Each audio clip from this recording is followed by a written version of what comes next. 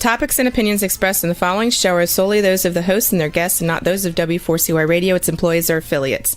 We make no recommendations or endorsements for radio show programs, services, or products mentioned on air or on our web. No liability, explicit or implied, shall be extended to W4CY Radio or its employees or affiliates. Any questions or comments should be directed to those show hosts. Thank you for choosing W4CY Radio. Welcome to the Ask the Expert show on W4CY Radio and Talk4 TV, where we bring you educational information from top local experts in the fields of legal, health, financial, and home improvement. Now sit back and listen to experts in family law, association law, hearing loss, business brokers, home care, along with many other topics. Now here are your hosts, Steve-O and Sophia. Hey, good afternoon, Arizona. Welcome to another Ask the Expert show where we bring you, for the last 16 years, all the top experts in the field of legal, health, financial, and home improvement. There is a topic that is, I don't know, I've been doing this for 16 years, and for about the last year has become one of the hottest health topics. It's called neuropathy, and it is really difficult to find a doctor who really specializes in that area. And folks, listen, you might not know you've got neuropathy, and you've got to get it treated. And we're going to tell you everything that you need to do, and it's going to be coming from, like I said, one of the top doctors in the Arizona area. Let me welcome our expert, Dr. Patrick Sars. Good afternoon, Dr. Sars. Good afternoon, Steve. I think what you're doing is amazing. Your story is absolutely what got you started with neuropathy, and let's start there. Well, I got interested in it primarily due to the fact my mother suffered with it. Yes. That, according to the Mayo Clinic here in Scottsdale, that on a podcast they did, that the neurologist spoke that there's about 200 different things that can cause neuropathy. Now that's an increase of about 100 from the time I started, because in 2008 they just said there was 100 things. My mother's neuropathy, we believe, is from DDT, which was a herbicide pesticide that we used a lot back in the 60s. I grew up on a cattle ranch and dryland wheat farm in eastern Montana. We didn't necessarily always take the precautions with this stuff, that back in the 60s, basically it killed weeds and bugs, it won't hurt me mentality. And my mom had gotten drenched with it one day and didn't clean up until that evening. Numbness started in her feet a few weeks after that and just progressed throughout the years. I was about 12 when it started. By the time that I started chiropractic college in my late 20s, my mom was already fully confined to a wheelchair. Great deal of pain. When I graduated in 86, I started trying to find something to help her. Unfortunately, I never did. Both my parents passed away in 1999, but we found some things in 2008 that showed some promise, in 2006 that showed promise. We started treating patients in the office in 2008, and our program basically has evolved over the last 17 years to the point now that in the last 5.5 years of the patients that I've accepted, 98% of my patients have responded to what we do with at least a 65% reduction in their symptoms. Most of them get a lot more than that, but it is not a curable disease. It is a secondary disease. So it is something that you need to continue to keep doing for the rest of your life as far as this treatment goes, to maintain it so it doesn't come back. But we are very successful in being able to do that. Dr. Sars, why do you think that people don't get this treated? I mean, even if you don't know what neuropathy is, there's so many symptoms that people have. Why do you think they don't get it treated? Primarily due to the fact that they're told that nothing can be done. And they will go to their family doctor. Their family doctor might be able to ascertain that it is neuropathy, give them a medication, gabapentin, pregabalin, the like. but they'll tell them that basically that there's nothing that can be done for the neuropathy. They just have to learn to live with it. And that's primarily a precursor of how our medical establishment is set up today. I don't mean to sound cynical, but in all actuality, pharmaceutical companies have a large degree on how we actually treat diseases. And we have, as far as having an acute problem, if you have a heart attack or something this way, we have one of the best medical healthcare systems in the world to deal with that. When we start dealing with chronic problems where that we actually need to see if we can actually regenerate something and work from that aspect, we're limited from that. And there are things that actually can be done. That the most definitive way to test neuropathy is actually doing a biopsy where they take 2 or 3 plugs of skin from lower leg and the feet, stain it, and count the number of nerve endings. We did some pre and post on patients back in 2010 that we were successful with, and showed that we could actually increase the nerve density by over 400%. So we can actually get the nerves to regenerate. The problem is keeping it that way. And that's where the real problem has always been, is that people don't understand that this is a long-term commitment to treating this problem. Don't necessarily like to use this analogy because I'm not really that much into advocate of using medications, but if you have high blood pressure, you can take medication and you can get high blood pressure under control. It doesn't cure the high blood pressure. It just keeps control. And that's what the treatments for neuropathy that we do is that it gets it under control, reverses it so that basically you don't have to treat it as much, and you can maintain it so that you can actually live a neuropathy-free life. The medications they give for neuropathy just mask the symptoms and eventually it's going to get to the point where that medication is not going to work and neuropathy is just going to always be present. Well, I am going to make a bold statement. Dr. Sarge, you're going to hate me for saying this, but I'm telling you, and hey, listen, I might be off, but I'm telling you, I've done enough of these shows. Dr. Sarge probably knows more about neuropathy than anybody in the Arizona area. You've been studying it, you've been treating it for so long. And listen, if there's a chance of getting any kind of, like you said, you can't, it's not a cure for life, but any kind of relief, it's Dr. Sarge. Dr. Sarge, so there's people listening to the show right now, and they're going, well, how do I know if I might have neuropathy? Give you a couple simple things to do. Neuropathy affects the sensory nerves in the very beginning. Okay. And so what will end up happening is that you'll lose the ability to feel some of these sensations. Easiest way to kind of test that, and it works the vast majority of the time, but we have a number of nerve endings carry different sensations. So these two might not be involved, but the nerve that carries the sensation of cool, get a metal handled knife, like from a flatware set, take your off and have a bare foot, touch the metal handle to the forehead so you know how cool it is, and then touch the top of your foot and the top of your toes. It should feel the same. If there's a diminishment, then that's an indication that they're starting to have some problems with the nerves. Taking a hair dryer and just placing it on warm with low fan, but we're not trying to burn you. We just want it to be warm. Do the same thing. Blow it on your forehead so you feel the heat, and then the top of your foot, and the top of your toes.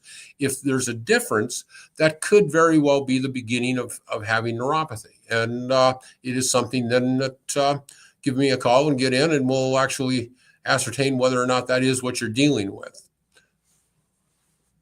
And it really, because we've had people who've written into the show before, talk about loss of balance. Yes. Basically, as I said, the sensory nerves are what are affected. And what ends up happening is the cells at the ends of the nerves actually start to die off.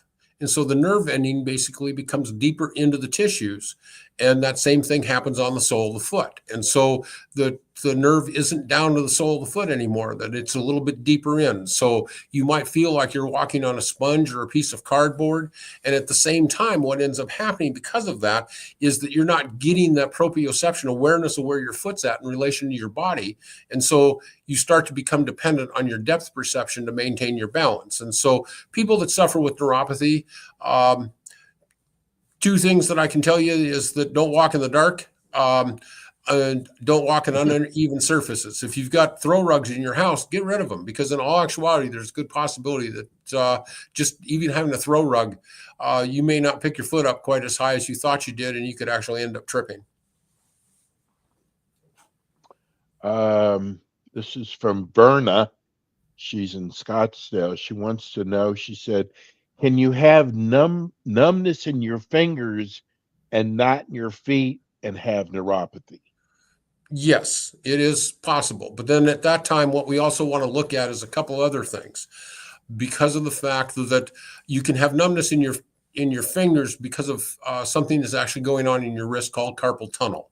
And so we need to evaluate that. But generally, that would be the first thing that we'd want to eliminate, is the possibility that she's actually dealing with a carpal tunnel syndrome, where there's compression on the radial, medial, or ulnar nerve that's going through at the wrist, and that's causing that particular numbness.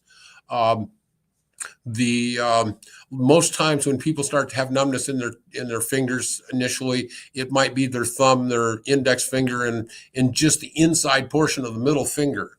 If that's the case, then generally what we're looking at is probably more carpal tunnel, because of the fact that there's pressure on the radial nerve at that point. And basically it's kind of like laying on your arm and having it go to sleep. That same type of thing happens. Another text. Oh, this is a good one. My mother is coming in 3 weeks. I would like to make an appointment with her. I think from listening to your show, she has neuropathy. What do you do when you get a new patient to diagnose them with neuropathy? Basically, we do a couple of different things. The primary test that we do is called the Toronto Clinical Scoring System for Peripheral Neuropathy. Basically, it's a sensory exam that was developed by a couple of neurologists about 22 years ago, one out of the University of Toronto, one out of Harvard. And basically, it's a test where we test for 7 different sensations in the lower legs and the feet, or that comparing how they feel there to a spot on the face. When everything is normal, you've got the same nerve endings up in your cheek that you do in your big toe, or you should feel everything the same way. If there's a loss of sensation, or if in some cases, if there's more sensation down in the feet, because what can end up happening is, as we lose some of the nerves that are there can actually become hyperactive and actually overreact. And that can actually cause an overstimulation when we touch it. So you may feel some things a little bit more. But that test, and then we also use a electrostimulus, basically like a TENS unit, and put that stimulus onto the hands so they know how they should feel it, and then try it on the feet. In most cases with neuropathy, people have it in their feet, they're going to lose the ability to actually feel that electrical stimulus. What about diet? Do you change if you've decided that you've made that they have neuropathy? Do you change their diet at all? Well, I make recommendations. I mean, here's the thing is that diet, particularly in the beginning stages, the diabetes is the number one cause of neuropathy. So getting your blood sugar under control is extremely important if you are diabetic. But the thing is that there's 199 other things that can cause neuropathy. The irony in this is that if somebody eats a high carbohydrate meal and they have their neuropathies from the other 199 things, that high carbohydrate meal, most chances are going to be that it's going to cause their neuropathy to actually get worse. The reason that diabetics develop neuropathy is that when we talk about high blood sugar, and I've mentioned this before on the show, the sugar is not just floating freely through the bloodstream, it actually attaches to the red blood cell where oxygen should.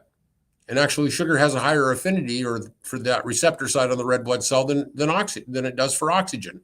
And so it actually blocks the red blood cell's ability to carry oxygen. test that they run. It's called a hemoglobin A1C, and that number that you get is actually the percentage of receptor sites taken up with sugar where oxygen should be. And when that number goes up, basically the oxygen levels go down a corresponding amount. And that loss of oxygen is actually what causes damage to the nerves. And in people that have neuropathy, that they eat high carbohydrate meal, that loss of oxygen is going to just irritate the nerves for a period of time, and it can actually make their symptoms worse for a day or two afterwards. Does neuropathy disrupt sleep? Oh, Dr. Sargent? yes. Basically, particularly, yes. It's one of the major things that most people will start to notice first is that they're getting disruption in their sleep. And the primary reason being is that as the nerves start to die off, as I said, we still have some normal nerves. So during the day, you've got your shoes and your socks on, and you're stimulating those normal nerves, and it overrides the abnormal sensation. And then in the evening, you take those shoes and socks off, and there's nothing stimulating the normal nerves that are there.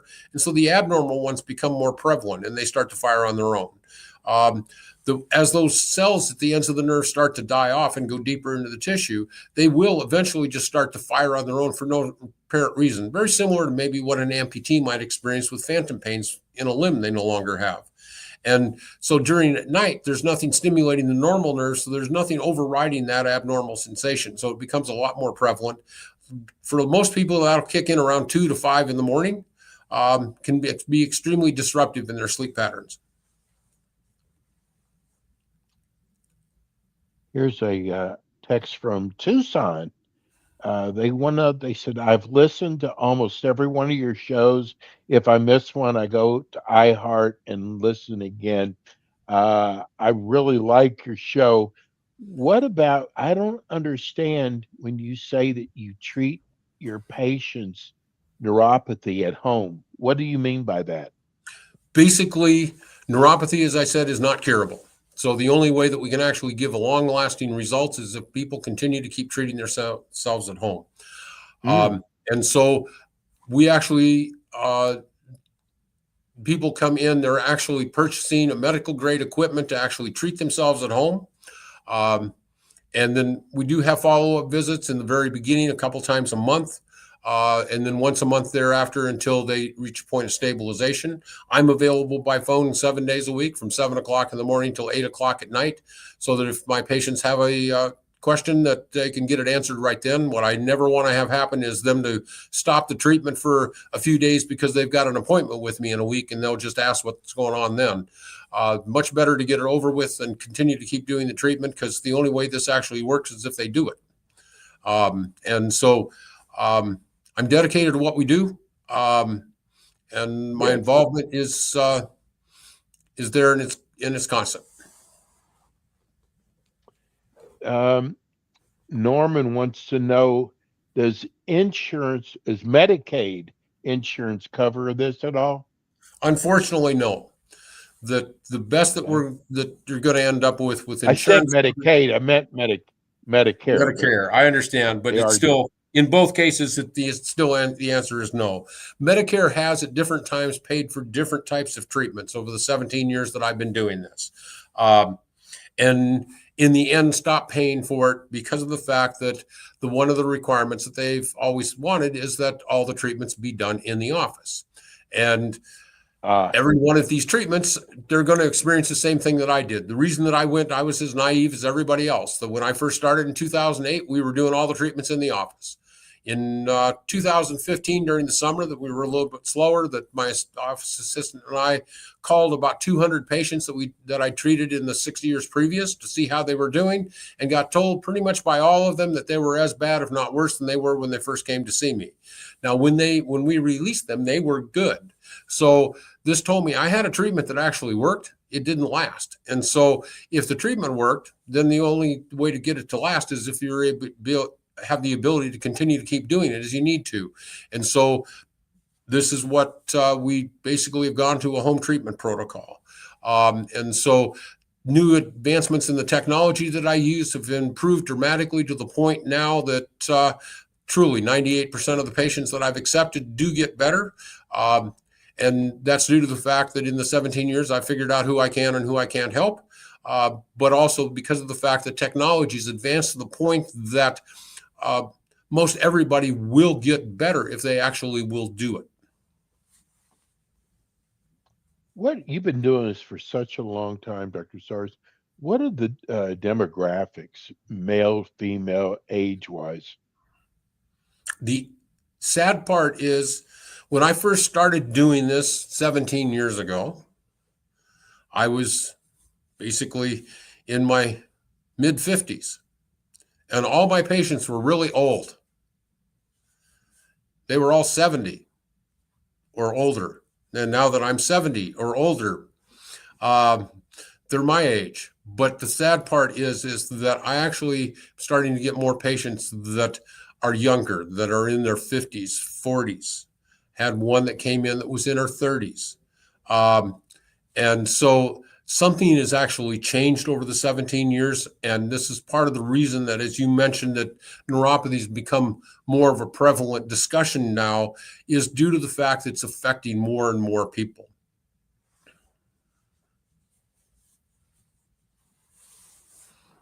What if someone does not get it treated? What could happen? Depends on what the cause is. Somebody that is diabetic. Does it get worse? It gets worse. Somebody that's diabetic that doesn't get treated, amputation is actually highly likely. For the other 99 causes, what ends up happening is that people end up like my mom, that using walkers and wheelchairs, having a great deal of discomfort and pain, just due to the fact that their balance gets so compromised. And after a period of time, it actually can start to affect the motor nerves also, so they'll start to lose the strength. And so getting it treated is essential. It really is. The earlier that we can get it going on it, the better. That if we can catch people before they've got a 50% loss of their sensation in their feet, there's a good, the odds are we're going to get you back to 100% of normal. Dr. Sars, I got to tell you, and I don't, bless you, I don't say this very often, and we do about 30 shows a month. You are such a wonderful speaker, and I am so glad that we have you doing this show. It's almost like you should have been a teacher, a professor in neuropathy. We are so blessed to have you. Tell people how they can reach you again. Basically, my office is located in Mesa, Arizona, at Country Club in Baseline, that we're just a little south of the 60 on Country Club. My phone number is 480-556-1358. The website is isneuropathycurable.com. And I do answer the phone 7 days a week. Don't be surprised when you call. Outside of office hours, I am the one that's going to answer the phone. Basically, this is something that took me a long time to be able to find something that actually worked. And I do have it now, and I want to help as many people as I possibly can. You are the best at what you do, Dr. Sars. If you missed the show today, you can go back to iHeart or you can go to Spotify. Dr. Sars will get back with us next month. And I just want to thank everybody. God, our numbers went way up for the last 2 months, and I really appreciate, because this is a great show. Dr. Sars, thank you so much, and we'll see you next month. All right. Take care, Steve. Be safe. Thanks, Dr. Sars.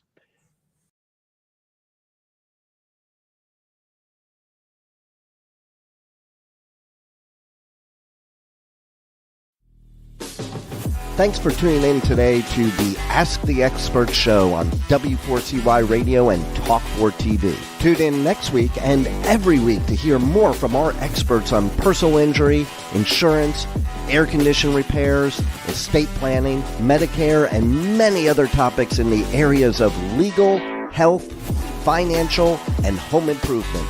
See you next week.